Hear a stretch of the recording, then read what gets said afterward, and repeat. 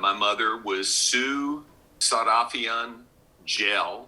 I'm her oldest son, and she was in what was called the Army Air Corps. I think it was because of her skills as far as being real good on a typewriter, being good with shorthand and so forth, and being somewhat educated, that she was chosen as one of Eisenhower's secretaries. She was actually there in North Africa when he was planning D-Day.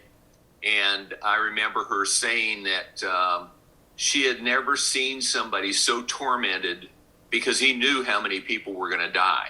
He knew it had to happen, but it had to happen. Yes, sir. My dad was stationed in North Africa as well. He was a pilot. The right-hand man to Eisenhower was a guy named General Beadle Smith. And my dad's job was to fly him wherever he needed to go. So he did a lot of transport. And then at the end of the war, after the surrender, when they were going to sign the treaty, my dad flew in many of the famous generals to the signing of the treaty. They met there in North Africa. When the war was over and Eisenhower was then taken back to the Pentagon, where he was the highest authority in the military at the Pentagon, he took my mother as his personal secretary. And she was still commissioned then. She was still in the military. And at that time, he actually commissioned her as an officer. So she became one of the first women officers in the military. And she did shorthand and all of the typing up of the manuscript for Eisenhower's book, Crusade in Europe.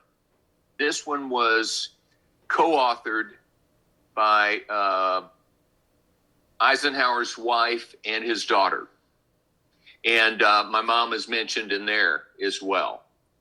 And then you know this, I'm sure, that my mom is also mentioned in the Armenian War Heroes book, along with many, many other Armenians.